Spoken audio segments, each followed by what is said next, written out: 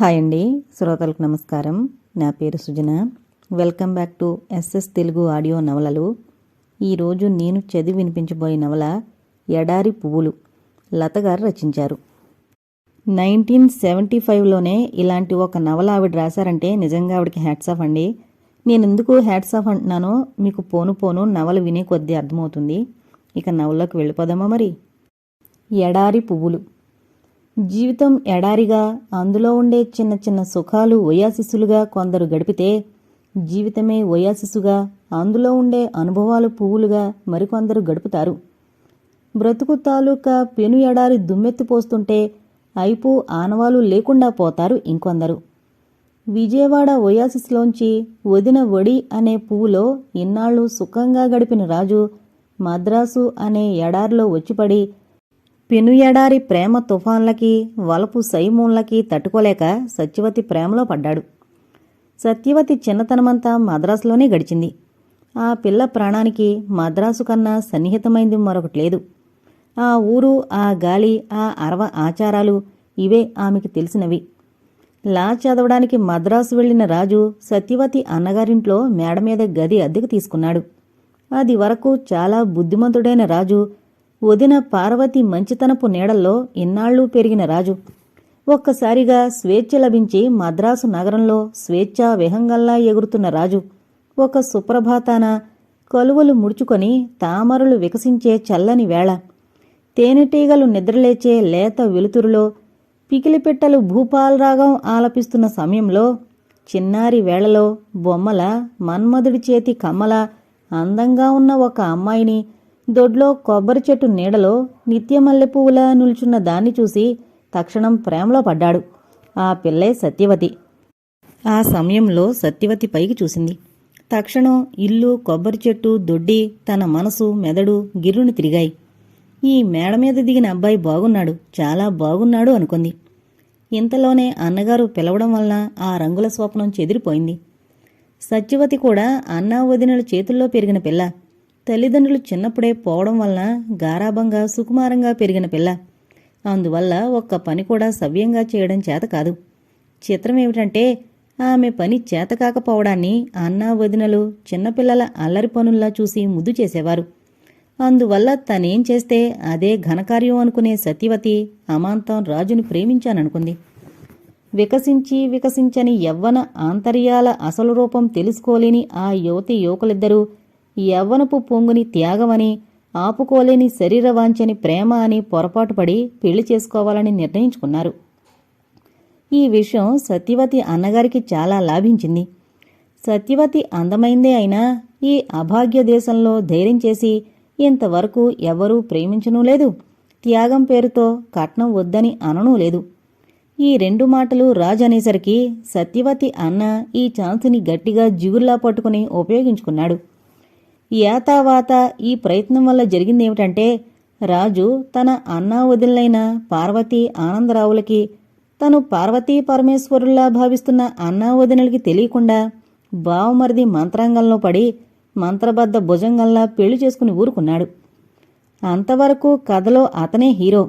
ఆ తర్వాత సత్యవతి వదిన హీరోయిన్గా మారి కథ నడిపించింది. ఆడబిడ్డ వదలకపోగా ఆడబిడ్డ మొగుడు కూడా వచ్చి ఇక్కడే తిష్టవేయడం ఆవిడకంతగా నచ్చలేదు. అందుకని సత్యవతికి పొగవేయడం ప్రారంభించింది. చూడు సత్య, మీ తోటకోళ్ళు బ్రహ్మరాక్షసు అనుకుంటాను. అంతగా భయపడిపోతాడేమిటి మీ ఆయన? కాదొదినా, అక్క చాలా మంచిదని వారెప్పుడూ అంటూ ఉంటారు. చెప్పకుండా నన్ను పెళ్లి చేసుకున్నారు కదా, కొంచెం జంకు అంది సత్యవతి తను ఎరుగని తన అజ్ఞాత సోదరిని వెనకేసుకొస్తూ.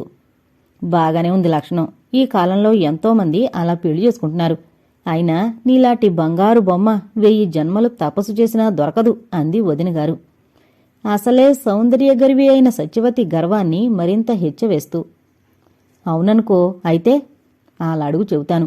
మీ ఆయన చదువు సంగతి తర్వాత ఆలోచిద్దాం. ముందు నీ ఇంటికి వెళ్ళు. ఆ పార్వతమ్మకి ఎంత హక్కుందో నీకు అంత హక్కుంది అంది వదినగారు. ఆ పాడు బెజవాళ్ళలో నాకేం తోచదొదినా. తోచదు. అక్కడున్న ఆస్తిపాస్తులమ్మి తెచ్చుకుని ఇక్కడే లక్ష్మీ కాలనీలో స్థలాలు చవగ్గా ఉన్నాయి. కొనుక్కుని ఇల్లు కట్టుకోండి. చిలక గోరువంకల్లా బ్రతకొచ్చు అంది నవ్వుతూ వదినగారు. ఆస్తేమిటి?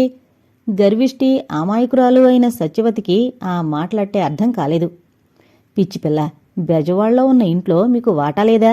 అది అమ్ముకురండి వెళ్ళి. తర్వాత సంగతి నే చూస్తాను అంది వదినగారు. ఆ చివరి మాట నచ్చింది సత్యవతికి. తనకి అందమైన భర్తతో పాటు ఆస్తి కూడా ఉందన్నమాట. సుఖపడ్డానికి తనకి చాలా అవకాశం ఉందన్నమాట. సత్యవతి లేత హృదయం ఆనందంతో పొంగిపోయింది. ఆ రాత్రి తన హొయలు సొగసు అర్పించి విజయవాడ వెళ్లడానికి భర్తనొప్పించింది సత్యవతి.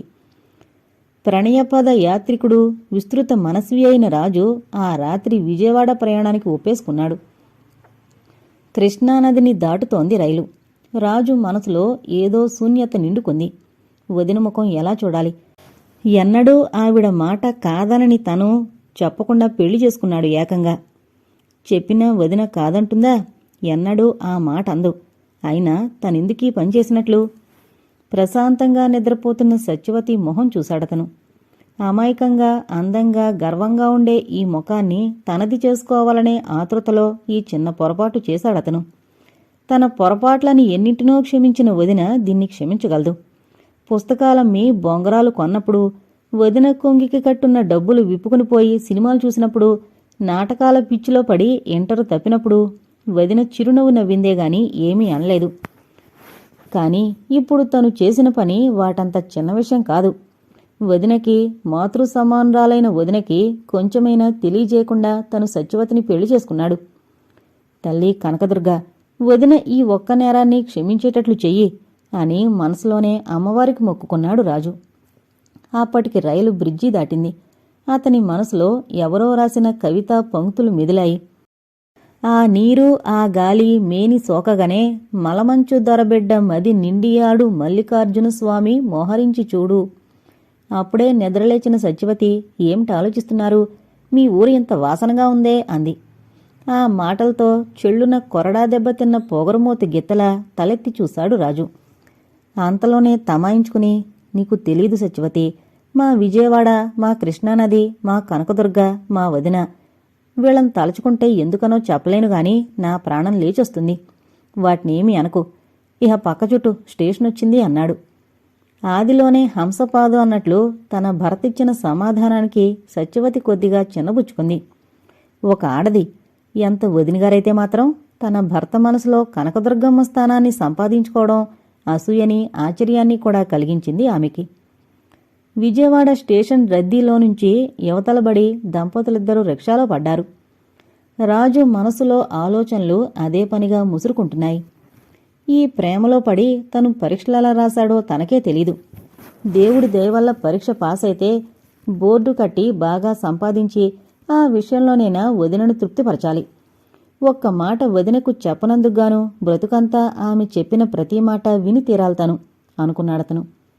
ప్రేమించి పెళ్లి చేసుకున్న కొత్త పెళ్లి కొడుకు హృదయంలో అప్పుడున్నది పూజనీయురాలైన అతని వదినగారు పార్వతి అనే విషయం సాక్షాత్తు సర్వేశ్వరుడికే తెలియనప్పుడు సత్యవతికి మాత్రమే తెలుస్తుంది గనుక అతను చెప్పకుండా పెళ్లి చేసుకున్నా వదిన చెప్పిన ఒక్క విషయం మాత్రం బాగా గుర్తించుకుని ఖచ్చితంగా పాటించాడు. రాజు ఎప్పుడూ కూడా వర్ణాంతర వివాహాలు 4 కాలాల పాటు ఉంటాయనే నమ్మకం లేదు.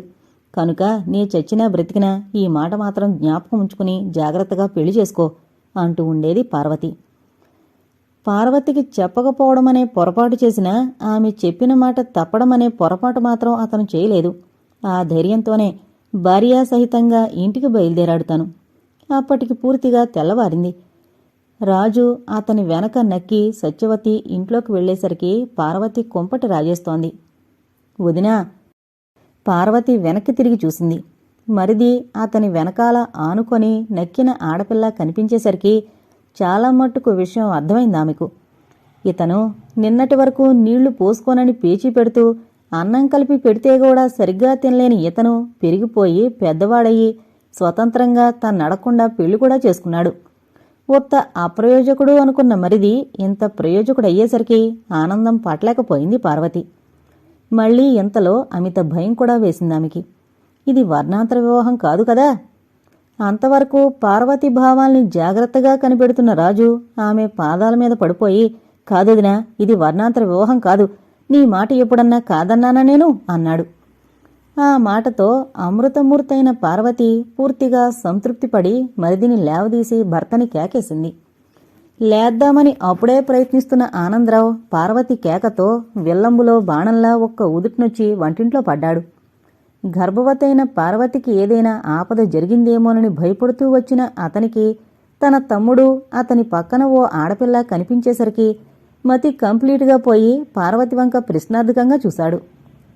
పార్వతి సంతోషంతో, అట్లా చూస్తారేమిటి తడిసిన కాకిలాగా, మీ తమ్ముడండి, మీ తమ్ముడు పెళ్లి చేసుకొచ్చాడు, నా తండ్రి ఎందుకు పనికిరాడనుకున్నాను, ఎంత ప్రయోజకుడయ్యాడో అని మురిసిపోతూ చెప్పిన మాటలు ఆనందరావుని మరింత అయోమయంలో పడవేశాయి.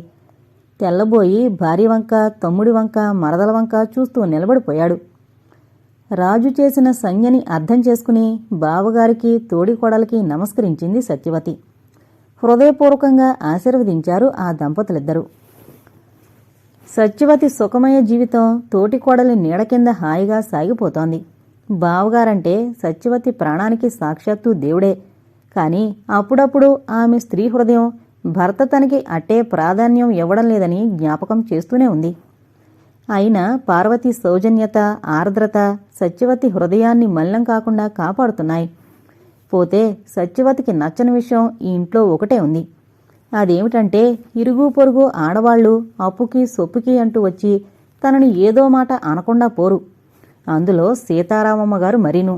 సత్యవతి అక్కడికి 2-3 సార్లు అంది, అక్కయ్య వీళ్లతో ఎందుకు నువ్వు ఊరికే కబుర్లు చెప్పి టైం వేస్ట్ చేస్తావు అని. ఆ మాటకి పార్వతి నవ్వి, పోనీలే సత్యవతి, ఏదో పెద్దవాళ్లు మాట్లాడినంత మాత్రం చేత మన సొమ్మేం పోయింది అంది. అన్నింట్లోకి సత్యవతికి ఒళ్ళు మండించే విషయం మరోటుంది. తను ఏం మాట్లాడినా సీతారామమ్మ గారు అదో వెటకారం కింద చూస్తుంది. వీటన్నింటికీ తోడు కార్తీక స్నానాలొకటి. తెల్లవారుజామున లేచి ఎవరైనా ఎక్కిరిస్తారేమో అనే భయంతో పార్వతి సీతారామమ్మ గారులతో పాటు సత్యవతి బయలుదేరింది.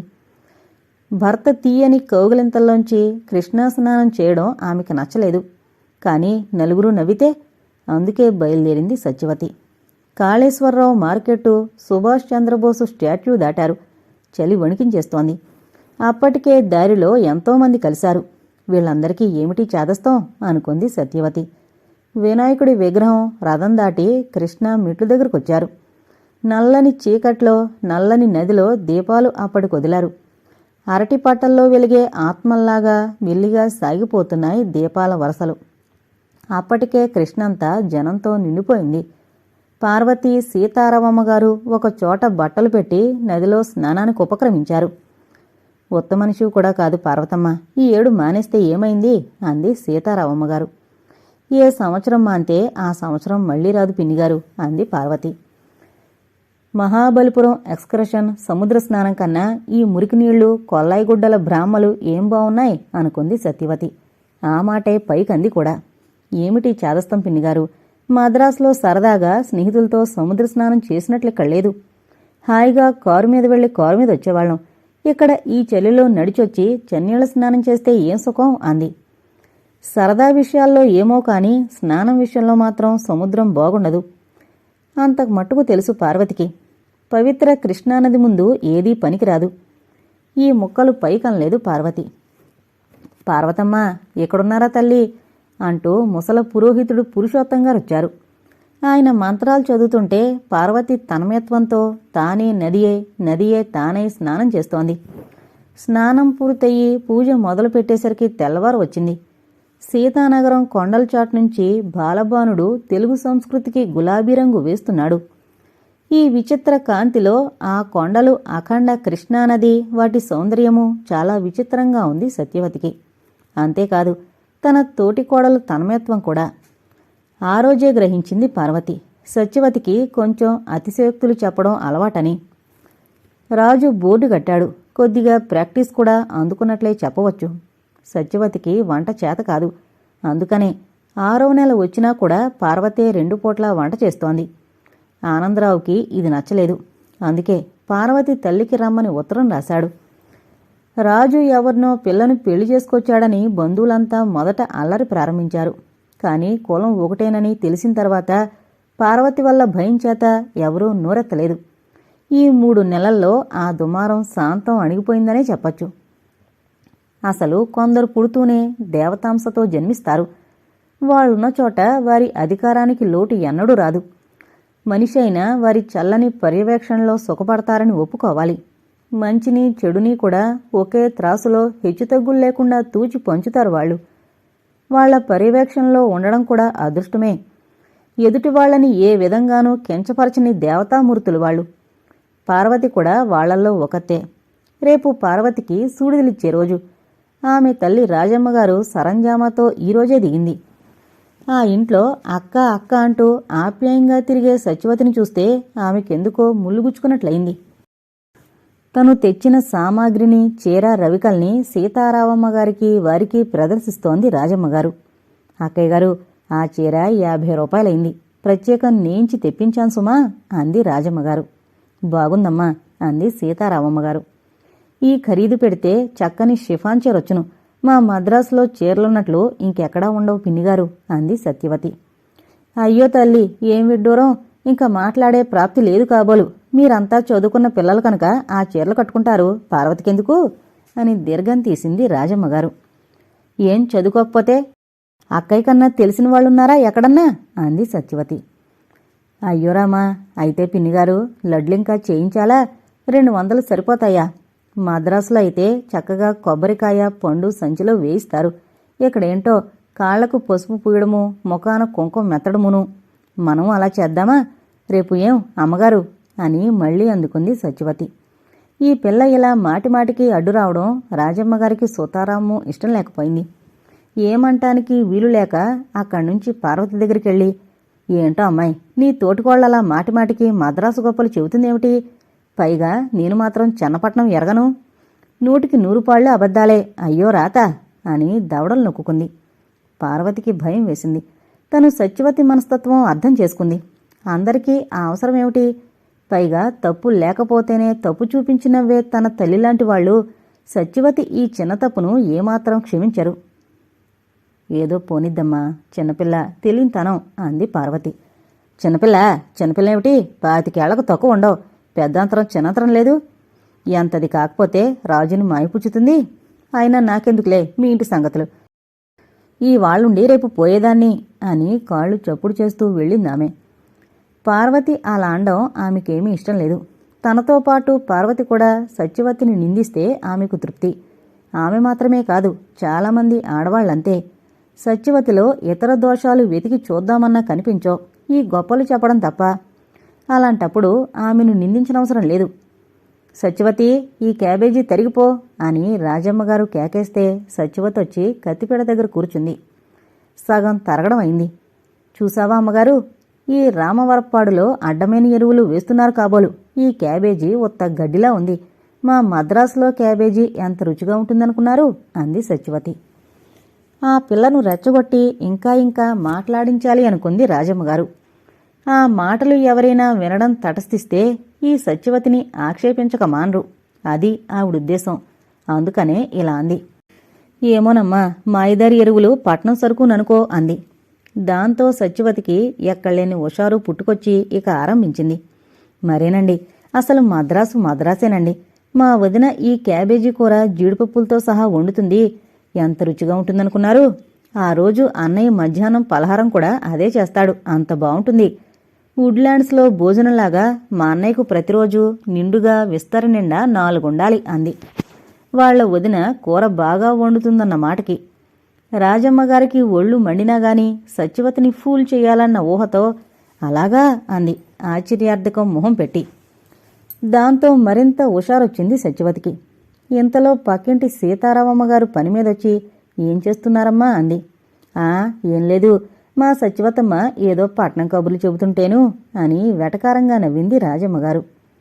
ఆవిడ నవ్వును అర్థం చేసుకున్నట్లు సీతారామమ్మగారు కూడా వచ్చే నవ్వు నాపుకుని, ఏం కబుర్లు సత్యవతి అంది. అమాయకపు సత్యవతి ఏదో చెప్పడానికి నోరు తెరిచింది. ఇందాకట్నుంచి బద్ధకంగా గదిలో పడుకున్న పార్వతి ఈ నాటకమంతా వింటూనే ఉంది. ఇంకా ఊరుకుంటే సాగేటట్టు లేదు. సత్యవతి అని కేకేసింది. అక్కయ్య అంటూ సత్యవతి గదిలోకి వెళ్ళింది. పార్వతి వేసిన కేకను బట్టి తమ కుళ్ళు బుద్ధిని గ్రహించిందన్న సంగతి సీతారామమ్మగారికి అవగాహన అయ్యి, వెళ్ళొస్తానమ్మా అని వెళ్ళిపోయింది. రైవస్ కాలువ ఒడ్డున మెల్లగా నడుస్తున్నాడు రాజు. బళ్ళు, రిక్షాలు, కొబ్బరికాయల బేళ్లు మాత్రమే అయితే ఎలా అయినా తప్పించుకోవచ్చు. బిచ్చగాళ్లు, కూలివాళ్లను తప్పించుకోవడం కష్టంగా ఉంది. అక్కడ పరీక్షగా చూస్తే కుడివైపున లక్ష్మి, ఎడంవైపున దరిద్రదేవత, ఒకరు భరతనాట్యం, మరొకరు కథాకళి చేస్తున్నారు. రాజు ఆలోచిస్తూనే వంతెన దాటి మెల్లగా కృష్ణానదికేసి నడిచి ఒక బెంచి మీద కూర్చున్నాడు. సాయంత్రం 5 అయింది. కృష్ణ ఆనకట్ట మీద నీరు కొద్దిగా ఉంది. యువతల పక్క ఎండిపోయింది. మధ్య మధ్య చలమలుగా ఉన్న నీరు సూర్యకాంతి ప్రతిఫలించి అద్దాల్లాగా మెరిసిపోతూ పంచరంగుల్ని విడుదల చేస్తున్నాయి. మధ్య మధ్య ఉన్న ఇసుక దిబ్బలు మనిషి అడుగు పడంచోట నవయవ్వని నితంబంలాగా మనోజ్ఞంగా ఉన్నాయి.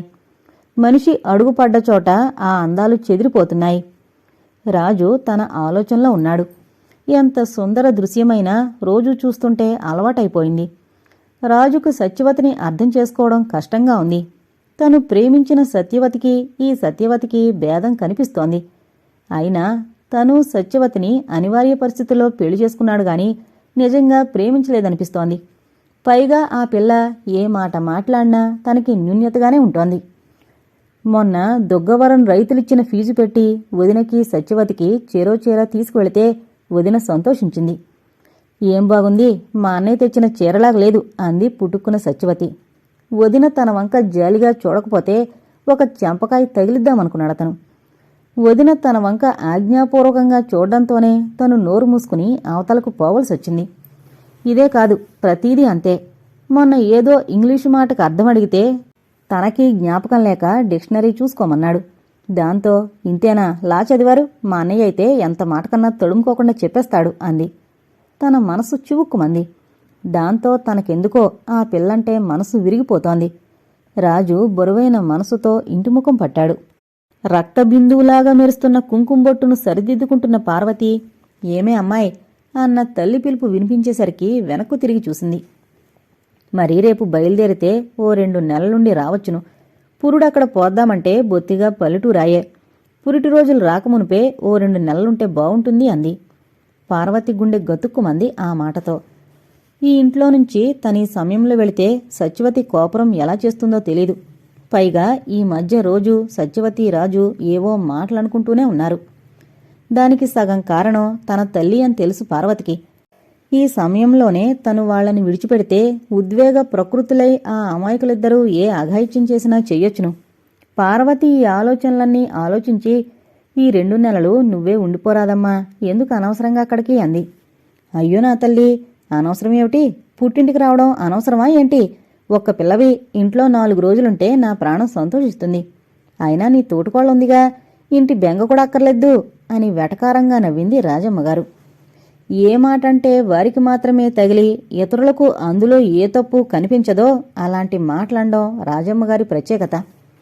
ఆవిడ చేసిన అపహాస్యం పార్వతికి గుండెల్లో గుచ్చుకుంది. ఆ తోటికోడలు ఉందిగా, ఇంటి బెంగ కూడా అక్కర్లేదు అన్న మాటలో ఎవ్వరికీ ఏ తప్పు కనిపించదు. నిజమే, కాని ఆ మాటలు ఎవరికి ఉద్దేశించంటే వాళ్లకు ఆ అక్షరాలు ముళ్ళుగా మారి గుచ్చుకుంటాయి. సత్యవతి అసమర్థతని, అసత్యాల్ని అన్యాపదేశంగా ఎత్తిపొడిచిందని సాక్షాత్తు ఆ దేవుడికి కూడా తెలీదు. ఈ 1 రోజుల నుంచి సత్యవతి తాలూకా అన్ని బలహీనతల్ని అన్ని కోణాల నుంచి ఫోటో తీసి అందరికీ ప్రదర్శించింది రాజమ్మగారు. అందులో ముఖ్యంగా రాజుకి కనిపించేలాగా చేయడమే ఆవిడ పనిగా పెట్టుకుంది అంటే అతిశయోక్తి కాదు. జీవితంలో రాజులాంటి వాళ్లు కొందరు కనిపిస్తారు. వాళ్ళకి ఎదుటివాళ్లు చెప్పిన దాంట్లో అసంభావ్యమేమీ కనిపించదు. ఏదైనా జరగడానికి అవకాశం ఉందా లేదా అని వాళ్ళెన్నడూ ప్రశ్నించుకోరు. ఆ ఎదుటివాళ్ల నేర్పును బట్టి ఆ విషయాన్ని వాళ్ళు కొంచెం ఎక్కువ తక్కువలుగా నమ్ముతారు. కాని అసలు నమ్మడం అనే విషయంలో అపనమ్మకం ఏమీ లేదు. ఈ రాజు సంగతి పార్వతికి తెలుసు. అందుకే ఆమె భయపడింది. కాని ఆనందరావు మీద అత్తగారి అధికారం ఉపయోగించి పార్వతికి చెప్పించి ప్రయాణం కట్టించింది రాజమ్మగారు. అక్కడికి ఆనందరావుకి పరిస్థితులు చెప్పింది పార్వతి. ఆమె దగ్గర అలాగా అన్నాడు. అత్తగారు అడిగేసరికి అలాగే తీసుకెళ్ళండి అన్నాడు. నేను మీకు చెప్పిందంతా మరిచిపోయి తీసుకువెళ్ళమన్నారేమిటి అని పార్వతి దబాయించేసరికి ఏం చెప్పావు అన్నాడు అమాయకంగా మొహం పెట్టి ఆ పరధ్యానం పంతులు. ఇక ఈయంతో లాభం లేదు అనుకుని పార్వతి ఓ 10 రోజులు ఉండొద్దామని నిర్ణయించుకుని తల్లి వెంట పుట్టింటికి వెళ్ళింది. సత్యవతికి వంట చేతకాకపోయినా చేయడం తప్పలేదు. భర్త మాట ఎలా ఉన్నా బావగారికి 10ంటికి కాలేజీ ఉంది.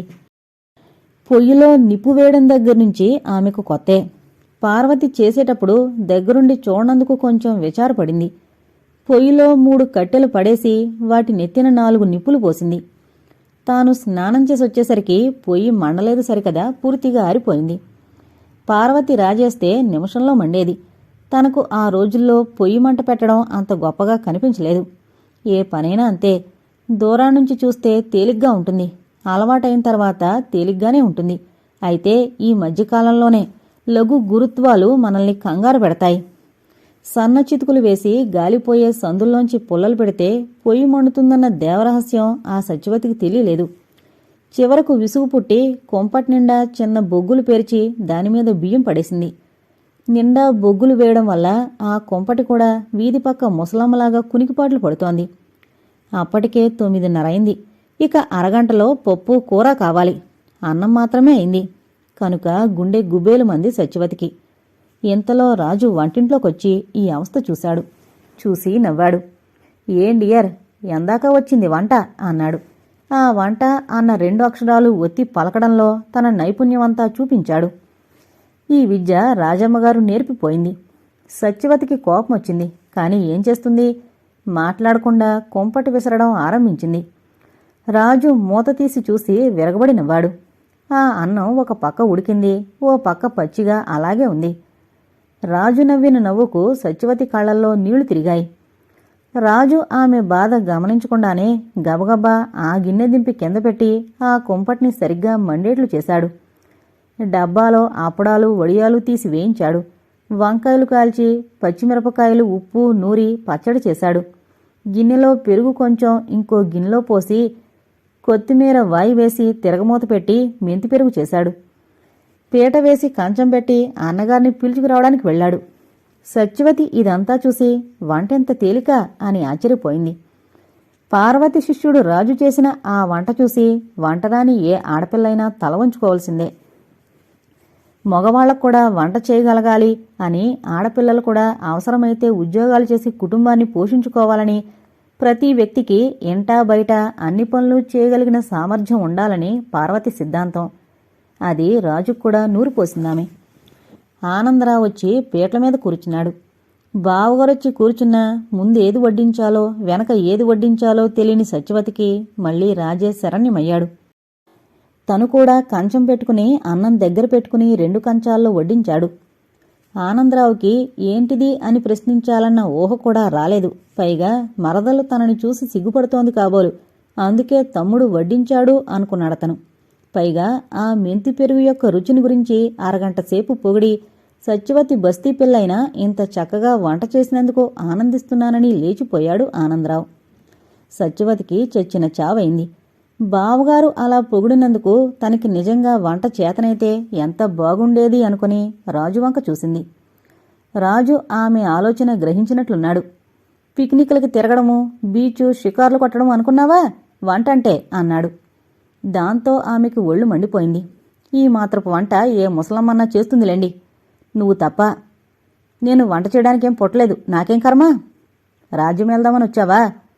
మీ ఇంట్లో రాజ్యం వెళ్ళడానికి కాకపోయినా వంట మనిషి కింద రాలేదు. ఇంటి మనిషివి కావాలంటే ముందు చెయ్యాల్సింది వంట.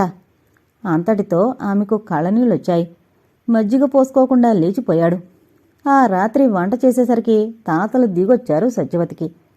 రాత్రిపూట సామాన్యంగా పప్పు వండరు. ఆ సంగతి తెలీదామెకు. ఇంత కందిపప్పు పొయ్యి మీద పడేసింది. ఉప్పు కూడా వేసేసింది పనిలో పనిగా. 1.5 గంటైనా అది ఉడకలేదు. ఏం చెయ్యాలో తోచక అవస్థపడుతుండగా ఒక ఐడియా వచ్చిందామెకి. వెంటనే ఆ పప్పుని రోట్లో వేసి రుబ్బేసింది. దాంతో సమస్య తీరిపోయింది. ఆ పూట ఆనందరావు మాట్లాడకుండా తిని లేచిపోయాడు. రాజు మాత్రం ఊరుకోలేదు. పాకశాస్త్ర ప్రవీణురాలైన మీ వదినగారిని గురించే 24 గంటలు కోతలు కోస్తూ ఉంటావే, ఆమె దగ్గర నువ్వేమీ నేర్చుకోలేదు అన్నాడు. రాజు ఆ మాట అనేసరికి ఆమెకు ఆపలేని దుఃఖం వచ్చింది. పోయి ఏడుస్తూ పడుకుంది. తనెందుకు ఈయంతో అడ్డమైన మాటలు పడాలి? ఈయన స్వభావం తెలుసుకోకుండా తను అన్నయ్య తొందరపడ్డారు. నిజమే, ఎంతవాడు కాకపోతే అన్నకి వదినికి తెలియకుండా పెళ్లి చేసుకోవడానికి సాహసించాడు. అంతలో రాజు లోపలికొచ్చి పక్కవేయమన్నాడు. సత్యవతి లేవలేదు సరికదా, వినిపించుకోనన్నా వినిపించుకోలేదు. రాజు శాంత స్వభావి కాదు. నిన్నే వినిపించుకోవేం అని గదమాయించాడు. దాంతో ఒళ్ళు మండింది సత్యవతికి. చివాలన లేచి కూర్చుని నేనేం మీ దాసిని కాదు అని జవాబు చెప్పింది. ఉద్వేగ ప్రకృతి గల రాజు ఆ సమాధానం భరించలేకపోయాడు. ఒళ్ళు తెలియని కోపం వచ్చింది.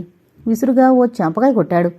బంగారు రంగు వెల్వెట్లాగా మెరిసే చెక్కిల మీద గులాబీ రంగు చారలు అద్దినట్లు వేళ్ల గుర్తులు పడ్డాయి. సత్యవతి చాలా సుకుమారంగా పెరిగింది. ఇదే మొదటిసారి ఆమె దెబ్బలు తినడం. తోక తొక్కిన తాచులాగా బుసకొట్టింది ఆమె మనసు. ఆమెలోని రక్తం ఆమెను రెచ్చగొట్టింది. చేతి వాచివంక చూసింది. మేలికింకా టైం ఉంది. దండం మీదున్న చీరలు గబగబా పెట్లో వేసుకుని వాకిట్లో రిక్షా పిలిచి దాంట్లో ఎక్కి స్టేషన్కి పోయి టికెట్ తీసుకుని రైల్లో కూర్చుంది. మరదలు రిక్షా పిలవడం విన్న ఆనందరావు తమ్ముడు మరదలు సెకండ్ షోకి సినిమాకు వెళుతున్నారు కాబోలనుకుని మళ్లీ తన పుస్తకంలో బిజీ అయిపోయాడు. సత్యవతి రిక్షా ఎక్కడం చూస్తూనే ఉన్నాడు రాజు. కాని ఎక్కడికి అని అడగలేదు. ఆ క్షణంలో ఆడదానికెంత అహంకారమా అని అలమటిస్తోంది అతని మనసు. అసలు సత్యవతి మెడ్రాస్ వెళుతుంది అని అతనికి తెలుసు.